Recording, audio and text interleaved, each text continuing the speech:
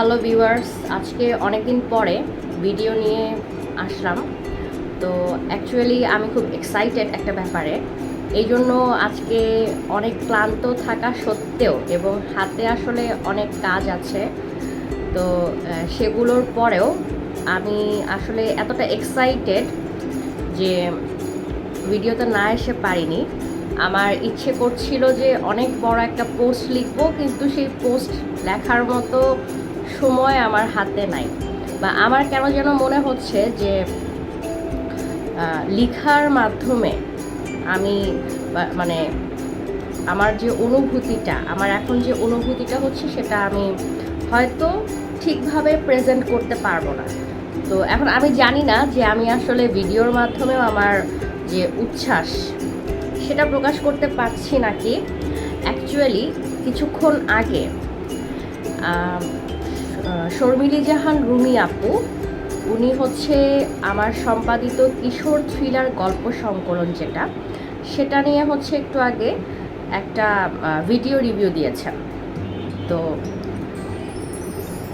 এটা হচ্ছে সেই বইটা, কিশোর থ্রিলার গল্প সংকলন গল্পকথার কল্পলোকে, যেটা এসেছে হচ্ছে চলন্তিকা প্রকাশনী থেকে। তো এই বইটা আমার মোটামুটি সম্পাদনা করতে আমি সময় নিয়েছি 3 মাসের মতো। তো এবং এখানে হচ্ছে শেষ পর্যন্ত আমি গল্প রাখতে পেরেছিলাম 26 জন লেখকের, 26টা গল্প। এর মধ্যে একটা গল্প আমার, আর বাকি 25টাই হচ্ছে 25 জন লেখকের।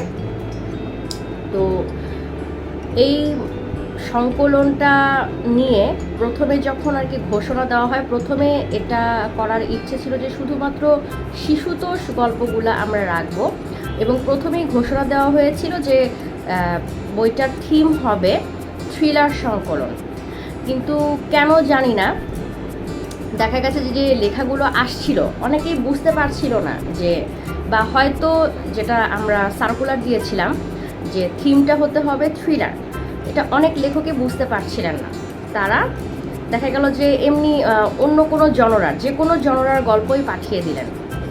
তো সেখান থেকে আমি দেখলাম যে থ্রিলার গল্প সেরকম আসে নাই, মাত্র 3-4টা গল্প এসেছিল। অসংখ্য গল্প জমা পড়েছে, 60-70টার উপরে গল্প জমা পড়েছে, কিন্তু সেখান থেকে 3-4টার গল্প বেশি আমি নিতে পারছিলাম না। কারণ থ্রিলার হলে হয় ওগুলো অ্যাডাল্ট স্টোরি হয়ে যাচ্ছে, যেগুলো হচ্ছে শিশু কিশোরদের বোঝার বাইরে চলে যাবে, আর এছাড়া দেখা গেছে যে শিশুতোষ গল্প এসেছে কিন্তু সেগুলো থ্রিলার জনরার না। তো তখন আমি কি করব, মোটামুটি আমি হচ্ছে হতাশ যে এখন কি করা যায়, এতগুলা গল্প পড়ে ফেললাম অথচ আমার সংকলনের জন্য থিম অনুযায়ী আমি গল্প পাচ্ছি না। তো পরে হচ্ছে আমি ওইখান থেকেই থ্রিলার না, কিন্তু যে গল্পগুলো আমার ভালো লাগলো যে লেখকদের, তাদেরকে আমি নক করলাম, পার্সোনালি নক করলাম। নক করে আমি তাদেরকে বুঝায় বললাম যে হচ্ছে অ্যাকচুয়ালি আমি কি ধরনের গল্প চাচ্ছি। যেহেতু তাদের পাঠানো গল্পগুলো আমার ভালো লেগেছে, কিন্তু তাদের থিমটা আমার সংকলনের সাথে যাচ্ছিল না, এজন্য আমি তাদেরকে থিম অনুযায়ী গল্প পাঠানোর জন্য রিকোয়েস্ট করি। তো সেখান থেকেও দেখা গেছে যে অনেকেই আমাকে গল্প দিতে পারেননি, কারণ সবাই থ্রিলার গল্প লেখেন না। ঠিক আছে, তো দেখা যায় যে ওখান থেকেও আমি যে কয়জন লেখক আমি সিলেক্ট করেছিলাম সবার কাছ থেকে আমি থ্রিলার গল্প পাচ্ছি না, বা অনেকেই তাদের অপারগতা স্বীকার করেছেন, তো গল্প দিতে পারেননি। তো এদের মধ্য থেকে যারা হচ্ছে গল্প পড়ে দিলেন, সেখান থেকেও দেখা গেল যে আমি এটা বলবো না যে হচ্ছে আমি তাদের চেয়ে বড় কেউ, বা আমি অনেক বেশি জানি বা অনেক বেশি বুঝি বা অভিজ্ঞ, ব্যাপারটা তা না। তো তাও দেখা গেছে যে আমি অনেকের গল্প কয়েকবার করে চেঞ্জ করেছি, যে না থ্রিলার গল্প এটা হয়েছে, কিন্তু আবার আমার লাগবে হচ্ছে শিশুতোষ বা কিশোর গল্প। তো শেষ পর্যন্ত দেখা গেল যে আমার নির্বাচিত লেখকেরা পরে যে গল্পগুলো দিলেন সেগুলোর মধ্য থেকে একেবারেই শিশুতোষ আবার সবগুলো আসছিল না। এর মধ্যে দেখা গেছে যে কতগুলা গল্প এরকম যে 13-14 বছর বয়সের কিশোর কিশোরীদের ভালো লাগবে, আবার বেশ কিছু গল্প চলে আসলো যেটা হচ্ছে যে আরেকটু বড় বাচ্চাদের ভালো লাগবে। তো তখন আমি কি করলাম, ওই সংকলনটা আমি শিশুতোষ না রেখে এটা করে দিলাম হচ্ছে কিশোর থ্রিলার সংকলন, যে যেন কিশোররা পড়ে আনন্দ পায়। কিশোর আমরা কাদেরকে বলবো, যারা হচ্ছে টিনেজার, যারা 13 এজ থেকে 19 এজ পর্যন্ত যাদের। তো আবার কিছু গল্প আছে যেগুলো 13 বছরের বাচ্চাদের পছন্দ হবে, সেগুলো আবার 8-9 বছরের বাচ্চাদেরও কিন্তু ভালো লাগবে, 6 বছরের বাচ্চাদেরও 2-3টা গল্প এখানে ভালো লাগবে। তো পরে আমি হচ্ছে এটা সাজালাম এমনভাবে যে প্রথম দিকের কয়েকটা গল্প ভালো লাগবে 8 থেকে 13 বছর বয়সীদের, তারপর 13 থেকে 16 বছর বয়সীদের পরের মাঝের যে গল্পগুলো সেগুলো হচ্ছে ওদের জন্য অ্যাপ্রোপ্রিয়েট, আর এরপরে হচ্ছে অ্যাডাল্ট অথবা হচ্ছে 18-19 বছর বয়স যাদের 3 থেকে 4টা গল্প ওভাবে নির্বাচিত করলাম, যে দেখলাম যে এভাবে করে সাজালে আমার সংকলনটা খুব মানে ক্রমটা ভালো হয় গল্পগুলো, এবং গল্পগুলো আমি বাদ দিতে চাচ্ছিলাম না, যেগুলো হচ্ছে 16 বছর উপরে যারা বুঝতে পারবে যে 3-4টা গল্প আছে, শিশুতোষ সংকলন হিসেবে যদি আমি এটাকে প্রেজেন্ট করতাম যেটা শিশুতোষ, তাহলে দেখা গেছে যে ওই 3-4টা গল্প আমি রাখতে পারতাম না। কিন্তু যেহেতু আমি এটা পরে কিশোর থ্রিলার সংকলন হিসেবে আনলাম, মানে সিদ্ধান্ত গ্রহণ করলাম, তখন দেখলাম যে এই গল্পগুলো রাখা যায়, তো রাখলাম। কিন্তু আমি একটু ভয়ে ছিলাম, যদিও আমি শুধু যে আমি একাই গল্পগুলো পড়েছি তা না, আমি হচ্ছে আরও কয়েকজন বিটা রিডারকে দিয়ে গল্পগুলো কিন্তু পড়িয়েছি, যে একটু দেখো যে গল্পগুলো কেমন লাগছে, বা এই মানে গল্পের সাজানোটা ঠিক আছে নাকি, বা হলো এই যে আমি যে 3-4টা গল্প একটু মানে বড়দের জন্য রাখছি, যে যারা হচ্ছে 17, 18, 19 এরকম, তার চেয়েও বড়রা পড়তে পারবে, তো এগুলা কি ঠিক আছে নাকি, মানে 13 বছরের বাচ্চার জন্য আবার মানে এই বইয়ে থাকাটা খারাপ দেখাবে নাকি। তো যারা হচ্ছে আমার সাথে যারা হচ্ছে আমাকে সহযোগিতা করলো তারা বললো যে না, বিটা রিডাররা বললো যে রাখা যাবে। তো তাও বিটা রিডারদের সংখ্যা যেহেতু কম, হ্যাঁ মানে এই বইটা যেহেতু অসংখ্য মানুষের কাছে যাবে, যেহেতু এটা হচ্ছে প্রকাশ করা হয়েছে মোটামুটি আমি জানি যে 300 কপির মতো, 300 কপি এটা প্রথম মুদ্রণ করা হয়েছে। তো দেখা গেল যে যেহেতু 300 কপি শেষ হতে হতে ওটা হচ্ছে 300 জন মানুষের কাছে, 300 জন পাঠকের হাতে এটা যাবে। তো 300 জন পাঠকের এক একজনের মন্তব্য এক এক রকম হবে, ঠিক আছে।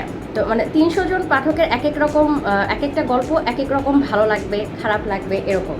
তো আমি যেহেতু বিটা রিডার আমি মাত্র 5-6 জনকে পড়িয়েছি, তো সেই তুলনায় 300 জনের তুলনায় 5-6 জন তো অনেক কম, হয়তো 5-6 জনের কাছে গল্পগুলো ভালো লেগেছে, বাকি 300 জনের কাছে যে সেটা ভালো লাগবে নাও লাগতে পারে।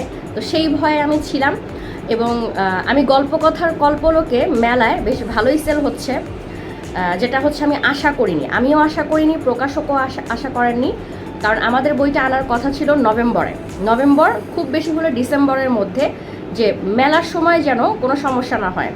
মেলার আগে আমরা আনতে চেয়েছি, কারণ মেলার সময় সব লেখকেরই তাদের একক বই থাকে, একটা একক বই, 2টা একক বই এরকম থাকে, সেটার প্রচারণা নিয়ে উনি ব্যস্ত থাকবেন, এটা স্বাভাবিক। সো একটা সংকলন প্রচারণার কাজটা না মেলার সময় তখন আর করা যায় না। যেমন আমি নিজে সম্পাদক হয়ে আমি আমার সম্পাদিত গল্পকথার কল্পলোকে নিয়ে খুব একটা প্রচারণা আমি চালাতে পারিনি, এটার জন্য আমি প্রকাশকের কাছেও আন্তরিকভাবে দুঃখিত, কারণ আমি তাহলে আমার যে একক বই সেটা নিয়েও তো আমাকে আসলে কাজ করতে হবে, ঠিক আছে। কারণ একক বই নিয়ে আসলে বেশি চিন্তাটা থাকে, এবং এটা চিন্তাটা অ্যাকচুয়ালি প্রকাশকের জন্যই চিন্তা, নিজের জন্য না, যে আমার বই আছে সারা বছর থাকবে, আমার পাঠকরা যদি আমার লেখা পছন্দ করেন সারা বছর ধরেই বই কিনবে। কিন্তু আমার আসলে চিন্তা করতে হয় যে যেহেতু প্রকাশক এখানে আমার জন্য টাকা ইনভেস্ট করেছেন, তো আমার তার দিকটাও খেয়াল রাখতে হয়। তো এই বইটা হচ্ছে যেহেতু প্রকাশকের আগ্রহেই এসেছে, এবং সমস্যা হয়েছে যে বইটা আগে আসার কথা ছিল কিন্তু আসতে পারেনি, যেটা হচ্ছে আমি যতদূর জানি যে প্রুফ রিডার যাকে কাজ দেওয়া হয়েছিল উনি খুব সম্ভবত কাজটা শেষ করতে পারেননি, তো এটাই হচ্ছে কারণ। তো এখন যাই হোক, পরে হচ্ছে আমরা আলাদাভাবে কাজটা করেছি। তো এবং রুমি আপু যেটা বললো যে এখনও কয়েকটা বানান ভুল পাওয়া গেছে, যে জিনিসটা আমার কাছে খুবই মানে এই জিনিসটা খুব খারাপ লাগে, ভালো লাগে না বানান ভুল থাকলে। আমার এই জিনিসটা ভালো লাগে না, কারণ আমি এই বইটার জন্য এত এত মানে পরিশ্রম করেছি যে আমি গল্প সিলেকশন করতেই আমাকে অনেক চিন্তা করতে হয়েছে, প্রচুর চিন্তা করতে হয়েছে গল্প সিলেকশনের জন্য। তো এই জন্য এখন যদি এখানে হচ্ছে আবার কিছু বানান ভুল থাকে, তখন আবার এটা আমার জন্য ডিসক্রেডিট। আমি কিন্তু প্রুফ রিডার না, বানান ভুলের দায়িত্ব বা দায়ভার কিন্তু আমার না, ঠিক আছে? আমি হচ্ছে মানে গল্প সিলেকশন বা গল্পটা কীরকম হলে পাঠকের ভালো লাগবে এই ব্যাপারগুলো নিয়ে কাজ করেছি, কিন্তু প্রুফ রিডিং কিন্তু সম্পাদকের কাজ না। প্রুফ রিডিংয়ের জন্য আলাদা প্রুফ রিডার থাকেন। তো এই সব ক্ষেত্রে যদি একটু ভুল ভাল হয়, যে আমার পরিশ্রমের কাজটায় কিছু ভুল এসেছে, সেটা হচ্ছে আমার জন্য খুব খারাপ লাগে। এই জিনিসটা আমি একমাত্র এই জিনিসটা রুমি আপু যে বললো, এটার জন্য আমার খারাপ লেগেছে। কিন্তু তার আগে আপু বইটার যে উচ্ছ্বসিত প্রশংসা করলেন, এইটার জন্যই মেইনলি আসলে আমি আজকে ভিডিওতে এসেছি, যে আমার আসলে খুবই ভালো লাগতেছে। আপু হচ্ছে মোটামুটি 26টা গল্পের মধ্যে আমারটা বাদ দিলাম, আমারটা বলেছেন যে ভালো লেগেছে, এবং আমারটা আগেও মনে হয় পড়েছেন। আমার গল্পটা অনলাইনে ছিল, আরেকটা প্রকাশনীর সংকলনের জন্য দেওয়া ছিল আরও 1 বছর আগে, তো ওটা তো উনি আগেই পড়েছেন। আর নিজের গল্প নিয়ে কিছু বলেননি। ওনারও একটা গল্প আছে তিরোধান, ওনার গল্পটা অসাধারণ একটা গল্প। তো এটা আমি বলছি, আরও পাঠকরাও বলবে। তো নিজের গল্পটা নিয়ে উনি কিছু বলেননি। আমারটা আর ওনারটা বাদ দিয়ে 26টা গল্পের মধ্যে ধরলাম 24টা গল্প, এই 24টা গল্পের মধ্যে 22টা গল্প নিয়েই উনি বলেছেন যে গল্পগুলো ওনার ভালো লেগেছে, মানে বেশ ভালো লেগেছে। এবং প্রায় 10টা থেকে 12টার মতো গল্পের নাম উনি বললেন যে গল্পগুলো অসাধারণ হয়েছে। তো এবং সবচেয়ে বড় কথা, আমি যে গল্পগুলো নিয়ে একটু কনফিউশনে ছিলাম, মানে যেগুলো হচ্ছে আমি শেষের দিকে রেখেছি, যে 17, 18, 19 বছর বয়সীদের জন্য, যেগুলো একটু ছোটরা অতটা বুঝবে না হয়তো, যেমন নীলা হারুনের গল্প, নুসরাত তাজরির যে গল্পটা, এবং তিরোধানও শর্মিলি জাহান রুমি আপুর গল্পটা। তো এই গল্পগুলো, মুনিরা কায়সানের গল্পটা, এগুলো আমি একটু শেষের দিকে রেখেছি, একটু বড় বাচ্চাদের জন্য। তো এই গল্পগুলো নিয়ে আমি একটু কনফিউশনে ছিলাম যে কিশোর থ্রিলার সংকলনে এই গল্পগুলো অ্যাকচুয়ালি মানাচ্ছে নাকি। তো আপুর ভিডিওর যে রিভিউ, এটা দেখে আমি একদম পুরা নিশ্চিন্ত হলাম, কারণ আপু হচ্ছেন একজন খুব মানে কি বলবো, পাঠক যাকে বলে, মানে খুবই দুর্ধর্ষ পাঠক যাকে বলে। হ্যাঁ, তো উনি কখনোই হচ্ছে কোনো বানোয়াট রিভিউ দেন না, এটা আমি আগেও দেখেছি। তো এই জন্য ওনার রিভিউতে যখন আমি এগুলা দেখলাম, মানে এই প্রশংসাগুলো শুনলাম, মানে আমার আসলে এক্সাইটেড হওয়াটাই তো মানে উচিত, তাই না? তো আমার খুবই ভালো লাগছে যে না, আমার গল্প সিলেকশন ঠিক আছে, বা উনি সম্পাদনাটাও বললো যে ভালো হয়েছে, গল্পের সাজানোর ক্রমটাও খুব সুন্দর হয়েছে।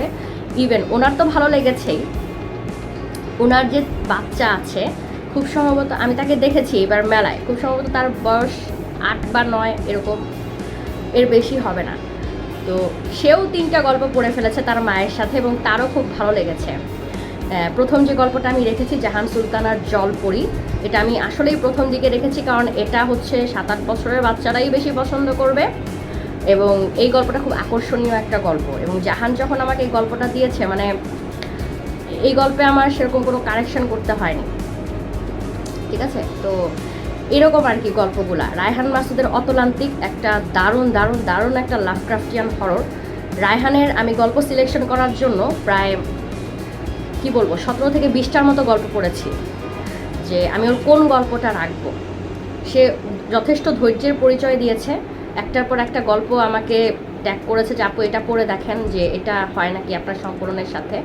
দেখা গেছে যে অনেক লেখক, আমি যদি হচ্ছে বলি যে না এই গল্পটা সংকলনের সাথে যায়নি, হয়তো খুব বিনয়ের সাথেই জানিয়েছি, কিন্তু রাগ করে, বা আমি জানি না কেন রাগ করে, বা ইগো প্রবলেম হইতে পারে, কারণ আমি হয়তো বয়সে ছোট, সেভাবে আমি তাকে বলছি, বা যেটাই হোক আমার অভিজ্ঞতা কম হয়তো তার চেয়ে।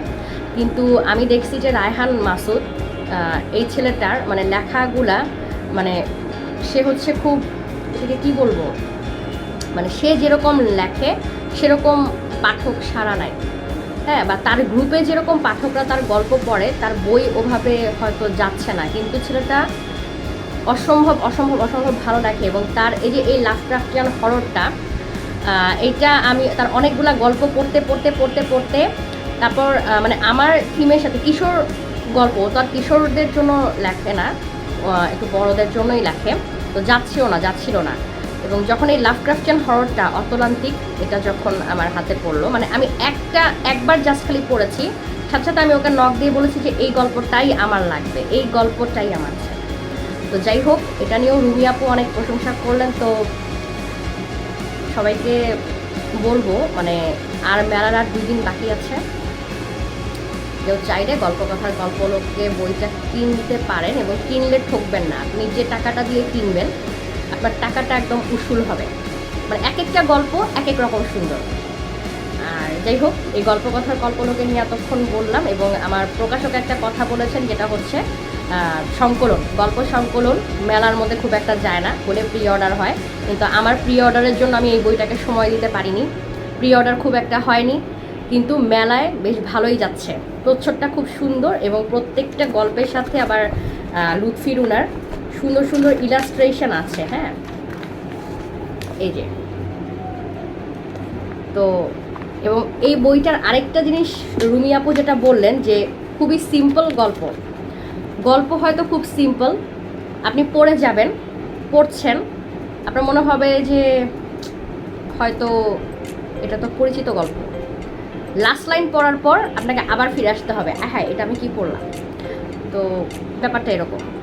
তো যাই হোক, আজকে আর কথা বেশি বাড়াবো না। গল্পকথার গল্পলোকে নিয়ে কথা বলতে বলতে আরেকটু বলে ফেলি, যেটা হচ্ছে আগামী 2 দিন কিন্তু চলন্তিকের স্টলে আমার ইথেন এবং রোদ চশমা, আমার একক এই বইটা, এটাও পাওয়া যাচ্ছে। এটা ভালোই সেল হয়েছে, পাঠক সারা পাচ্ছে। তো যাই হোক, গল্পকথার গল্পলোকে নিয়ে আমি আসলে কিছুই বলতে পারিনি, তাই মনে করলাম যে আজকে আমি একটা ভিডিও বানাই। আর এত বড় ভিডিও কেউ দেখবেন নাকি আমি জানি না, আমার এক্সাইটেশনটা আমি শেয়ার করলাম। সবাই ভালো থাকবেন।